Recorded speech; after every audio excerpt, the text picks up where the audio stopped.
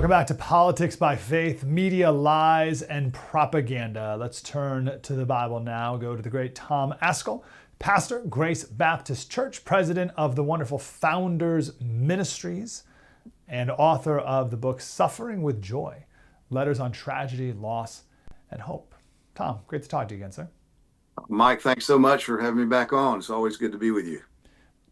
Yes, ma'am. Before we get to deceit, does the Bible say anything about the media or anything like that specifically, or no?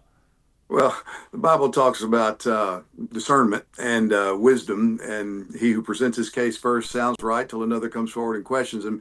And certainly we're not to be like the fools that are easily led astray. Lying spirits, the devil's the father of lies. I could go on and on.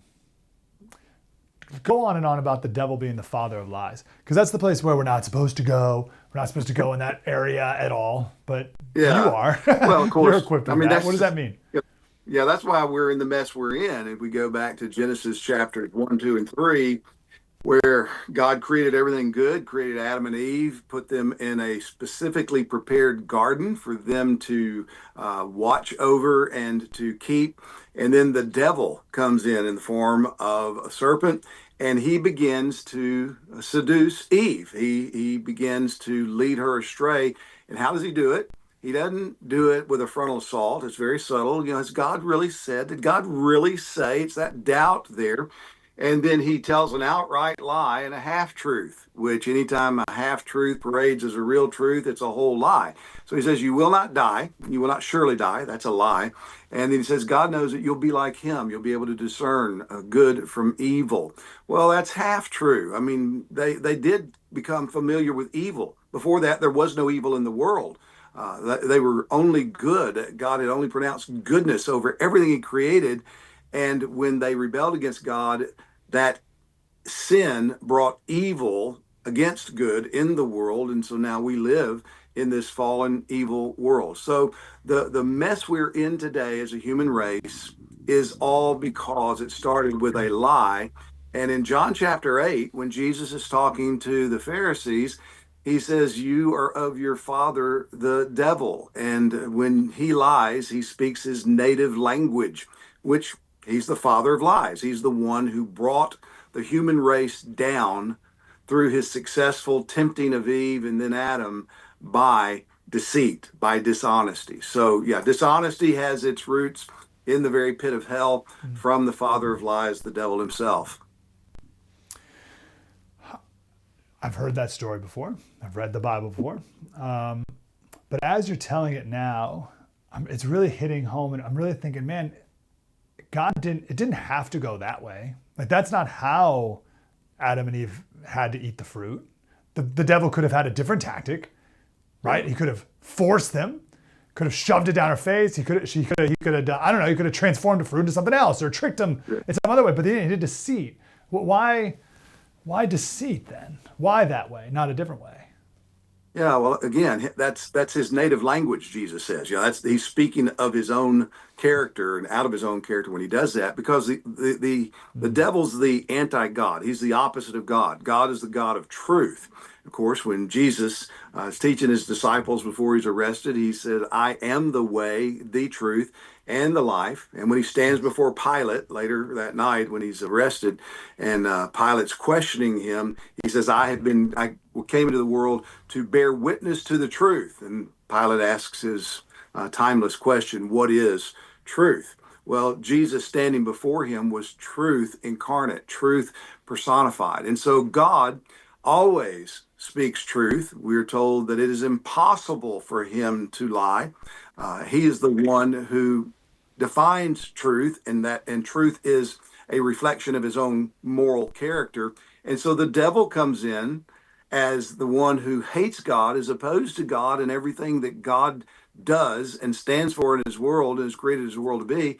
And it makes perfect sense that the father of lies would seek to take the image bearers of God that he created to represent him in the world, the earth that he created, and to populate the earth and to turn the earth into the garden that he had prepared for them, that he would attack them at that very point.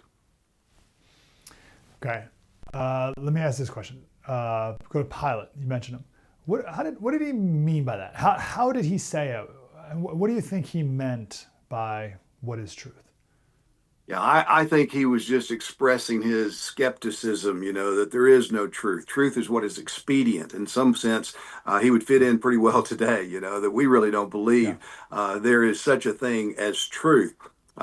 Francis Schaeffer, as you know, addressed this pretty clearly, and he began to talk in terms of what he described as true truth in order to separate it from what came to be known in our day as my truth and your truth. And I've got to live according to what I think is right and good and best for me. Jesus is standing before Pilate. He says, "No, I came to bear witness to the truth." And I think Pilate, the representative skeptics, like, yeah, well, what's the truth? Nobody knows the truth. Yeah. Truth is that thing that is made up. And through history, we've seen this very idea through that time to now, and even before. And I think some ways we've seen that fleshed out in various ways. Well, truth is power. Whoever has power dictates the truth, or whoever can be the cleverest in fulfilling the agenda that he has by using persuasion, whether that accords with truth and reality or not. Well, then that guy is the champion of truth. Where in God's word we have very clearly set before us that truth is reality. It comes from the God of truth. Jesus personified it in his life and ministry.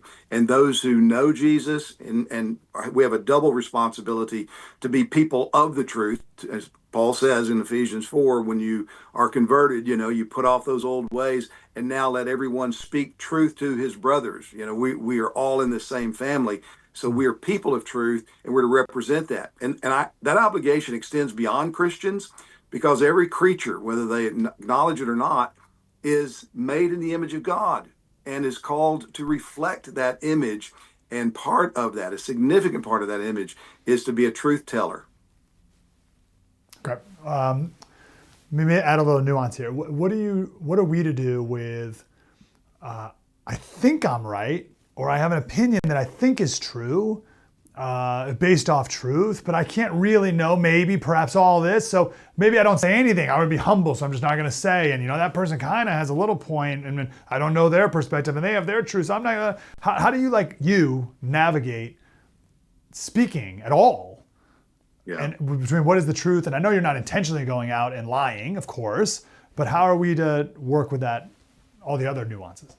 Yeah, well, we need to distinguish between lying, being intentionally deceptive, and speaking things that may not be true unintentionally. And so we can be a part of a perpetuation of things that are not true, while in and of ourselves not being intentionally deceitful or lying. If I hear something or I'm told something that is true or that is not true, and I repeat it, I believe that it's true, and so I think I'm speaking that which is true, but I am unintentionally participating in the lie and must not do that. When it's made known to me, then I need to acknowledge that and try to clear up any mess that I've created.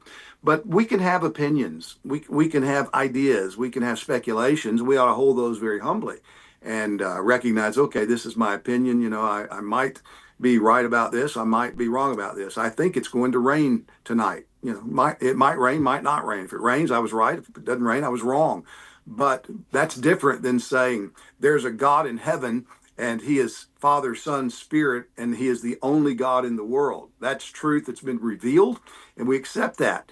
It's different than the first thing is different than saying God has created us male and female, and the human race is comprised of exclusively male and female. And anyone who thinks that they can multiply various genders because of their own truth or what is true for them, they are going against what God has revealed to be true in his word and in nature. Nature itself, the God of the Bible is the God of nature, and he created us the way that we are. So where God has spoken, God has revealed himself either in the word or in nature. All creation declares his glory. As we align with that, then we are aligned with truth, and we need to speak that. And in nature, there are some things that we may not be able to fully comprehend, and that's okay. How old is the earth? Well, I don't know exactly. I don't know anybody that can say exactly how old the earth is. We can all have our opinions about that, but we need to say God created this earth, and this earth comes into existence by him, and it had a definite starting point, and he has an end game in mind for the purpose for which he created it.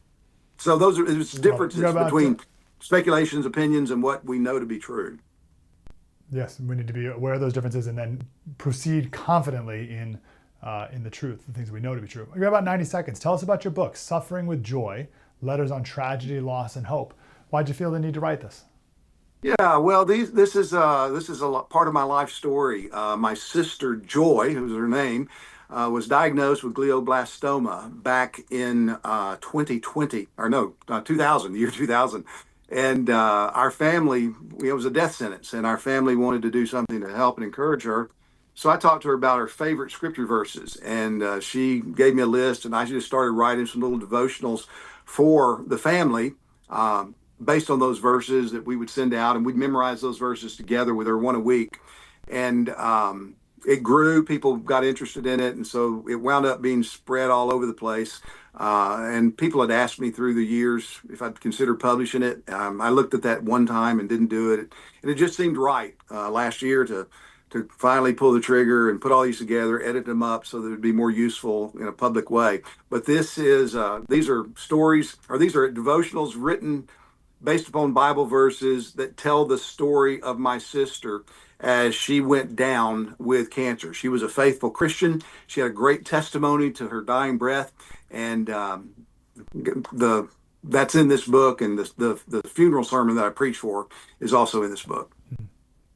Well, that is lovely, and goodness, I hope my family can work through a difficult time like that, like the Ascols did. That's just wonderful. Tom Ascol, Grace Baptist Church, Founders Ministries. Go check out that website and buy the book, Suffering with Joy, Letters on Tragedy, Loss, and Hope. What's the website address? It is founders.org. Founders.org. Okay, everyone go there often. Tom, great to talk to you again, sir. Thank you. Yeah, good to see you, Mike. Thanks. The Bible is full of warnings.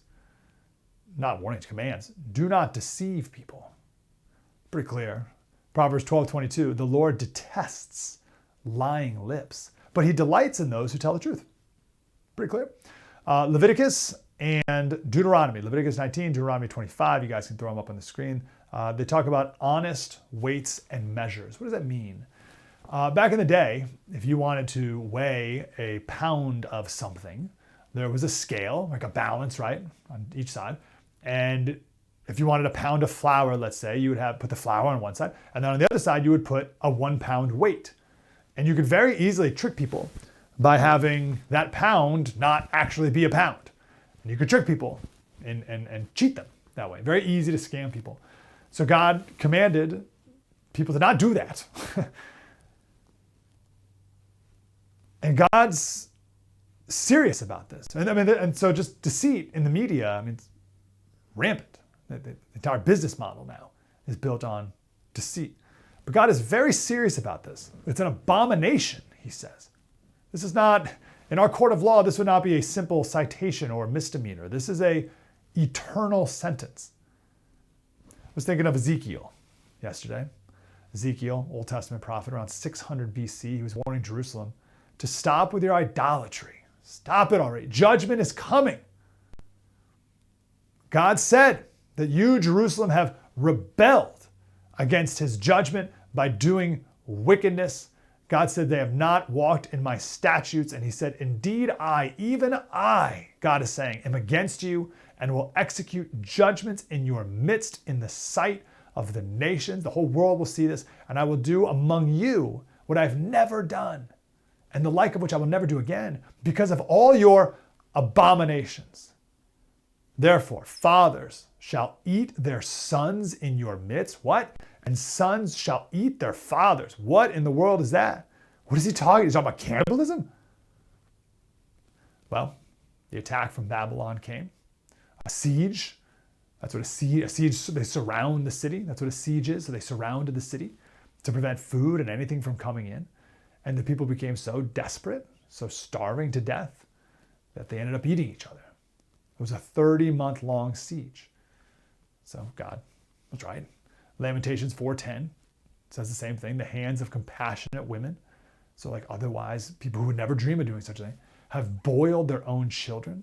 They became their food during the destruction of the daughter of my people, Jerusalem. I recommend a read of Ezekiel 5-8 or so.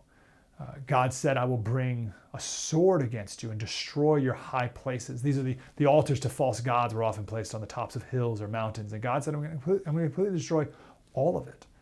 Ezekiel 6:4, I will cast down your slain men before your idols, and I will lay the corpses of the children of Israel before their idols, and I will scatter your bones all around your altars. He's not kidding around, is my point. But the good news is that God promised and did leave a remnant of people to tell the story. Verse 9 says, then those of you who escape, right, the remnant that I keep, will remember me among the nations where they're carried captive, because I was crushed by their adulterous heart, which has departed from me, and by their eyes, which play the harlot after their idols. They will loathe themselves for the evils which they committed in all their abominations. That's the key word that I wanted to keep emphasizing, abominations. Like lying like this, it's no joke. It's no joke. You think, well, Slater, what does that have to do with the media? You're talking about Ezekiel and cannibalism in the world. What does that have to do with the media? Lying. Proverbs 6:16 says there are 6 things that the Lord hates, 7 that are an abomination to him. Haughty eyes, so proud, aren't I so wonderful, I'm amazing.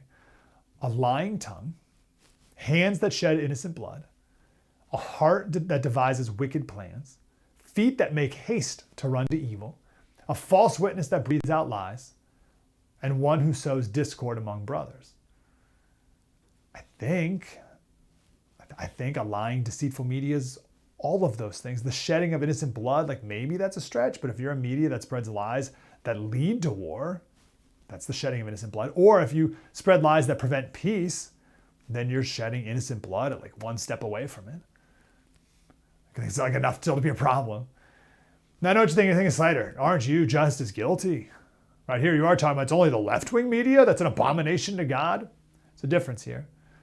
We all make mistakes. I'm not going to hold someone accountable for making a mistake. I'll give you an example. I was talking to someone the other day who said, oh, did you see that Amazon's going to put the price of tariffs on their purchases?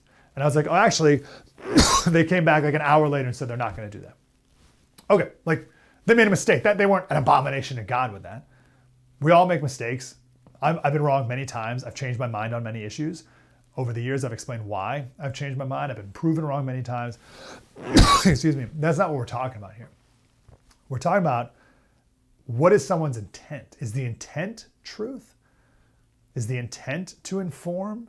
Does someone come with a curious heart? Or do they come with an intent to deceive? Is the intent to sell ads at whatever the cost?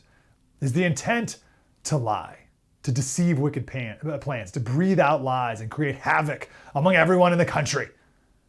Then that's an abomination. And it's our job to save people from it. Listen, I know we just spent an hour doing this. It's really not complicated. We don't need to make it as complicated maybe as we made it. Let's boil it all down here. As God did, the 9th commandment, you shall not bear false witness against your neighbor. There it is, one sentence. Don't lie. Don't deceive. Stop doing it. Stop being a part of it. Don't give people your time or attention or money who make a living off of it. Slater Radio on Twitter and Instagram. My podcast again, Politics by Faith. Take the news of the day, run it through the Bible, try to find out what is true, what is good, what is beautiful, and what is true. Please join us over on the podcast, Politics by Faith. Mike Slater, First TV, spread the word.